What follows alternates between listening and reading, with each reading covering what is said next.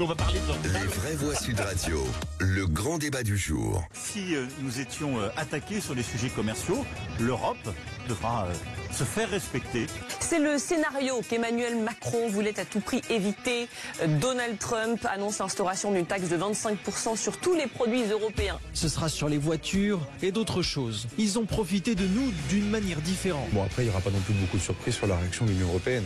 Il faut avoir une réaction qui soit ferme et proportionnée. C'est le principe même de la circulation et de libre-échange. Soyons honnêtes, l'Union européenne a été conçue pour entuber les États-Unis. C'est son objectif.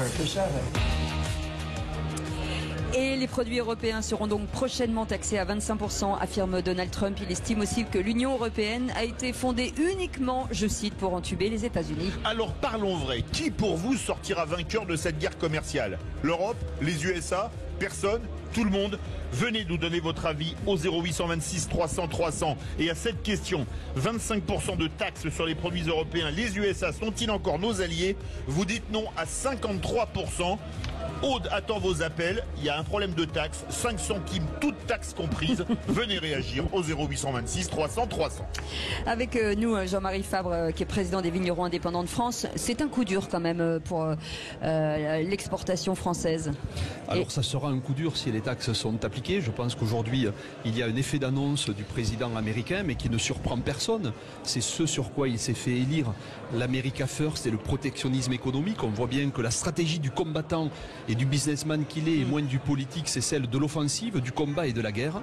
Effectivement, si c'était appliqué, ça serait un coup dur, tout simplement parce que les États-Unis, c'est le premier consommateur de vin au monde, et que la France est le premier fournisseur en valeur de vin et spiritueux, et qu'effectivement, en 2020, nous avions déjà vécu une taxe de 25% sur nos produits aux États-Unis, et qu'on avait perdu 25%, c'est-à-dire 1 milliard des 4 milliards d'euros de chiffre d'affaires que nous réalisons. Et ça avait ralenti ou pas? Bien évidemment, quand on perd 25%, c'est qu'on a moins commercé, et que le consommateur qui est touché par l'inflation du produit fait d'autres choix, et que sur un pays comme celui-là, chaque fois qu'on recule, ce sont nos concurrents qui nous dament le pion. Et aujourd'hui, et pour répondre peut-être une partie de la question que vous posez à vos auditeurs, je crois qu'on ne doit pas tergiverser. Le vin est un secteur stratégique pour notre pays, au même titre que l'aéronautique ou que le luxe. Il est aujourd'hui le 2e ou le 3e réacteur de la balance commerciale française, et que lorsqu'on attaque les intérêts stratégiques de notre pays ou de l'Union européenne, on doit réagir sur le même terrain, parce que je pense que préparer la paix, c'est avant tout préparer la guerre. Thierry Motte, est-ce que vous êtes touché en tant que producteur de Chablis sur le marché américain? Tout à fait. Chablis s'exporte à 75% à travers le monde, et plus particulièrement sur les États-Unis. C'est notre premier pays importateur de Chablis. Aujourd'hui, une bouteille sur 4 est destinée au marché américain. On a été très très sévèrement touché la dernière fois lorsqu'il y a eu ce conflit Boeing-Airbus, et nous avons perdu à peu près 30% de part de marché. Et ça a été très difficile à récupérer ces linéaires, puisqu'on a été supplanté par les Italiens et d'autres pays producteurs de vin blanc tels que l'Australie ou la Nouvelle-Zélande. Et donc je connais le combat, je l'ai mené durant 2 ans, 3 ans. Il faut prendre son bâton de pèlerin pour aller retrouver des marchés ailleurs à travers le monde. Il y a encore des marchés qui peuvent s'ouvrir, mais c'est vraiment un coup de poignard, encore une fois, sur lequel les vignerons vont subir des dégâts collatéraux. Philippe Bilger. Comme l'a dit Monsieur le Président, il ne faut pas s'étonner du fait que Donald Trump tienne ses promesses.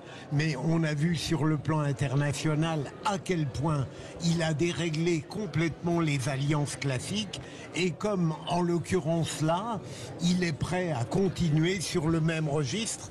Et le problème, c'est que l'Europe, évidemment, peut avoir la même attitude en rétorsion, mais ce que je crains, c'est que la bureaucratie européenne soit moins efficace que le pouvoir quasiment absolu qu'a Donald Trump à l'heure actuelle.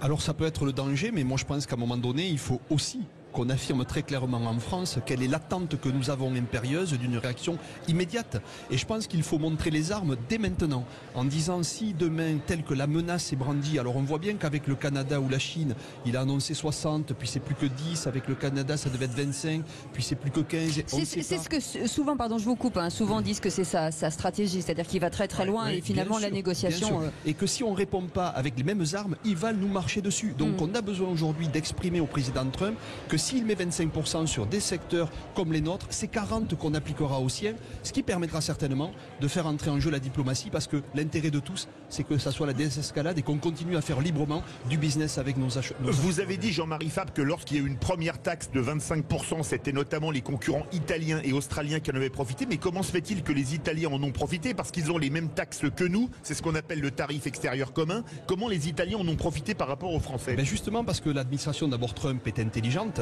et qu'à cette époque-là, ils n'ont pas appliqué les taxes sur le vin européen, mais sur le vin français uniquement. La rétorsion qu'avait accordée l'OMS dans le conflit... L'OMC, pardon, dans le conflit Airbus-Boeing, c'était taxer les produits européens, ce que vous voulez, comme vous voulez. Et l'intelligence, c'est d'avoir taxé le vin français et pas le vin italien. Ça, c'est... Pourquoi c'est intelligent? Parce que la réponse n'a pas été coordonnée au niveau européen. Puisque pendant que nous perdions des parts de marché, nos homologues européens, espagnols et italiens, comme l'a dit Thierry Motte tout à l'heure, prenaient des parts de marché aux Français. Des parts de marché. Aujourd'hui, en tout cas, si ce sont les produits dans leur ensemble européens qui sont taxés, il faut réagir. Et je ne souhaite pas que le secteur des vins français et spiritueux soit la victime collatérale et qui paye l'addition seule de la rétorsion aux États-Unis. Et l'Europe n'a pas soutenu la France à l'époque, parce que là, on dit, ça se passe bien pour les Italiens, les Espagnols qui font du blanc ou du rouge, tant pis pour les Français. On a été abandonné, Thierry Motte? On a été abandonné parce que c'était la stratégie des Américains, c'est-à-dire de diviser sur tous les produits européens pour pouvoir mieux régner et qu'on n'ait pas de défense globale par rapport à cet événement. Ce qui m'inquiète tout de même, c'est que Donald Trump a lucidement annoncé aux Américains que bien sûr il pâtirait des conséquences de ces promesses qui seront tenues. Donc je me demande s'il ne sera pas capable d'aller jusqu'au bout d'une politique qui va nous nuire. Mais je vous rejoins, il faut que l'Europe soit forte et ce serait une nouvelle. C'est vrai, mais convenez aussi avec moi que ce qui fait aujourd'hui l'élection incontestable du président américain, c'est le pouvoir d'achat aux États-Unis et l'inflation. Oui. Donc je pense que si demain, et les entreprises américaines qui commercent avec l'Europe, qui est le premier marché pour l'Amérique, voient leur décroissance se faire par des parts de marché qui baissent et qu'en même temps les produits importés aux États-Unis sont plus chers, j'ai le sentiment malgré tout que la double lame pourrait coûter aussi cher au président américain. Thierry Motte, les États-Unis sont également producteurs de vin, beaucoup moins que les Français, mais ils produisent quand même pas mal, notamment en Californie. On connaît la Napa Valley, où on a travaillé, et on travaille encore beaucoup avec des vignerons, des œnologues français, puisque vous représentez le meilleur savoir-faire mondial. Est-ce que, par exemple, comme il a déclaré une guerre commerciale au Canada et à la Chine, le Canada et la Chine vont pas dire, d'accord, on taxe les produits américains, et que ça va donner un coup de boost aux produits européens, dont français, par rapport aux produits américains, sur ces autres marchés? Après, c'est les deux pays que vous venez de citer, c'est pas des pays producteurs de vin, donc Mais par contre, la Chine commence à en consommer de plus en plus. À en consommer. Aujourd'hui, c'est pas un pays mature pour nous, la Chine, et je vois pas comment on va pouvoir redistribuer les volumes qui sont actuellement dirigés vers les États-Unis sur la Chine. Donc, je n'ai pas d'a priori sur ça. C'est quoi les volumes justement vers les États-Unis Vous savez, c'est pas compliqué. Encore une fois, c'est notre premier marché. La France exporte 14 millions d'hectos, génère 15 milliards d'euros de chiffre d'affaires à l'export, et c'est le pays où on fait 4 milliards. Donc globalement, à peu près le quart. Donc un pays où on fait le quart, mais où la valeur ajoutée est la plus importante. En chiffre d'affaires en tout cas, c'est un pays où on consomme cher, où on consomme bon. D'où l'intérêt des vins français et des spiritueux français qui ont une notoriété et un rayonnement à l'international. Et la question que vous posez, elle est fondamentale. C'est-à-dire, où sont les autres lieux de consommation dans le monde où la France doit être encore plus efficace, encore plus performante pour justement essayer d'éviter les soubresauts de cette géopolitique internationale qui parfois nous ouvre ou nous ferme des marchés. Alors c'est où, Voilà. Alors très simplement aujourd'hui... Quel marché aujourd'hui vous intéresserait? Les pays qui sont en voie de développement en termes de consommation, c'est l'Asie du Sud-Est, l'Inde, l'Afrique qui est un pays avec aujourd'hui une augmentation de l'intérêt porté au vin, et l'Amérique du Sud. Mais tout ça va demander aussi qu'on soit très clair sur la ligne des accords de libre-échange. Et pour le secteur des vins et spiritueux, bien évidemment à condition qu'on le sorte des paquets agricoles, pour éviter qu'on ait cette double lecture, excusez-moi du terme, mais je vais le dire à votre radio, le cul entre deux chaises, entre est-ce qu'on sauve l'agriculture et on la protège, ou le vin qui est un vecteur d'exportation. ayons la volonté de sortir le vin des paquets agricoles et allons tout azimut gagner des parts de marché avec des accords de libre-échange favorables à notre secteur. Vous voudriez aussi une exception française pour le vin et les spiritueux? Alors je voudrais qu'il y ait une exception pour l'agriculture qui soit traitée à part et que les traités de libre-échange du vin puissent se faire avec la technologie, avec l'industrie, avec d'autres secteurs, mais qu'on n'ait pas ce double positionnement qui contraint le vin à toujours être considéré comme un produit agricole dans les échanges internationaux. Thierry Motte, le vin est une sorte de culture. Ça n'est une. Bien sûr, c'est de l'agriculture d'ailleurs, en 2 mots. Thierry Motte, vous, le Chablis, c'est un quart pour les États-Unis. On parlait des pays d'Afrique et notamment d'Amérique du Sud. Vous avez un produit avec une forte valeur ajoutée. Vous arrivez à vous implanter sur des marchés qui sont gros mais pas trop producteurs de vin comme le Brésil, ou moins gros mais producteurs de vin comme le Chili ou l'Argentine par exemple. C'est des pays aujourd'hui avec des taxations qui sont relativement importantes et notre développement... De l'ordre de combien? C'est 25 donc pour les... On est entre 30% au Brésil. 30% au Brésil. Ah oui, quand même. Donc c'est très très important et après la compétitivité en est moindre. Donc aujourd'hui c'est vrai que c'est des marchés sur lesquels on est en voie de développement, qu'on voudrait bien attaquer tout azimut et il y a une possibilité pour nous de redistribuer des volumes.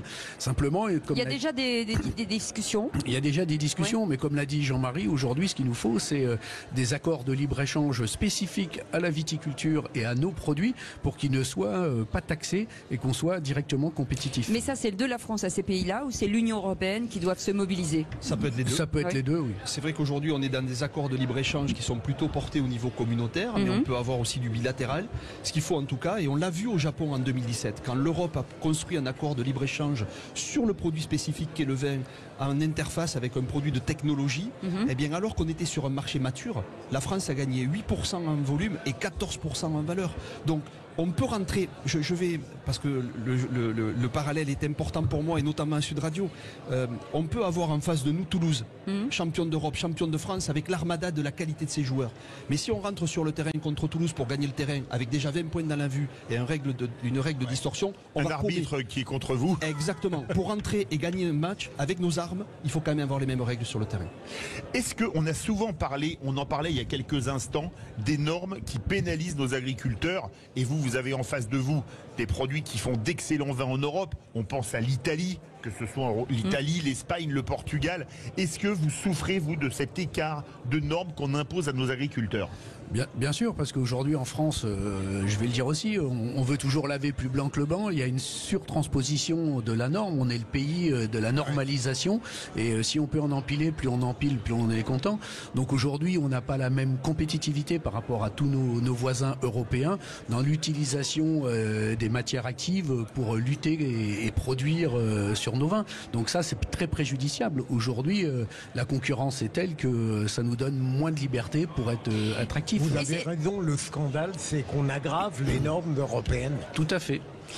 Pour que ceux qui nous écoutent comprennent bien, sur un litre de vin, c'est quoi les taxes, les normes, ça représente combien tout ça? Est-ce qu'on sait à peu près? C'est difficile. Je ne sais pas si c'est comme ça que ça se... question, je pense qu'on peut la poser à d'autres secteurs dans l'immédiat comme ça à répondre. Ce qui est certain par contre, c'est qu'au-delà même de la surtransposition et de la possibilité pour l'Europe et la France à s'imposer des manières de produire, il y a aussi la charge administrative qui est colossale. Oui, bien sûr. L'empilement par sédimentation de la totalité de la suradministration française est un frein, est une charge à notre compétitivité. On a besoin de libérer tout ça et que les entreprises produisent, transforment et commercent.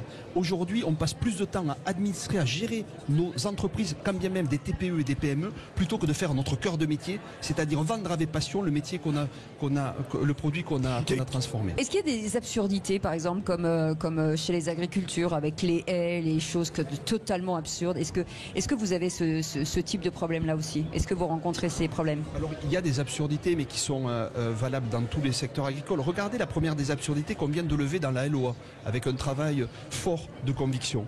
C'est qu'on a imposé au monde agricole et au viticole en particulier les zones de non-transition.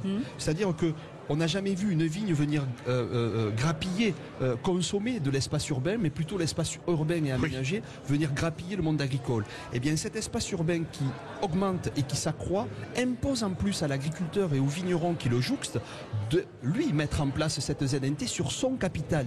Donc, on produit moins sur notre zone. Eh bien, on a inversé cette tendance, on a remis l'église au centre du village et on considère que c'est à l'aménageur d'assumer la charge de la zone de non-transition et pas au producteur. Il faut à tout prix protéger la capacité à produire et à la liberté de nos entreprises d'entreprendre. Thierry Vogt, on vous demande vraiment beaucoup de paperasse comme viticulteur? Oui, aujourd'hui, on passe un temps énorme dans nos bureaux à remplir des papiers ou plutôt à jongler sur cet ordinateur qui, aujourd'hui, nous fait plutôt mal à la tête par cette lecture et cet empilement. Plus qu'un abus de vin, peut-être? Bien plus qu'un abus de vin. Alors, après, la vérité, si on veut remettre la discussion, est-ce qu'on est moins compétitif à l'international parce qu'on est surtransposé, archi-réglementé? Oui, parce qu'on passe du temps, forcément. Mais la première des clés d'entrée sur tous les marchés, c'est la distorsion de concurrence en matière douanière. Et croyez-moi, on a de la chance en France. On a un produit qui est aujourd'hui le produit référence. Quand on parle vin dans le monde, on parle France. Et malgré tout, même si notre produit est aujourd'hui suradministré et hyper normé, et c'est un charge, et il faut qu'on le lève, chaque fois qu'on arrivera dans un pays avec des droits de douane équitables, on rentrera sur le terrain en faisant valoir notre différence, notre plus-value, notre préférence. Merci beaucoup. Dans un instant, le qui c'est qui l'a dit, c'est le jeu le plus normé au monde. C'est-à-dire que la norme, c'est qu'il n'y en a pas, en fait. Il n'y a pas de règle. En fait. Voilà, il n'y a pas de règle. Elle s'invente au fur et à mesure, elle évolue en fonction des jeux. Il y a parfois des êtres honnêtes. Oui, parfois. C'est marrant. C'est bien de parler des autres, Philippe Bilger. Oui, non. Il y a un miroir quand il parle de lui-même. Il se parle à lui-même. Allez, vous restez avec nous. Et on est bien sûr toujours au Salon de l'Agriculture avec tous ces gens qui nous font coucou, c'est très sympa. Et chez nos amis vignerons indépendants de France. Allez, à tout de suite. Les vraies voix Sud Radio. En direct du Salon international de l'agriculture depuis le stand des vignerons.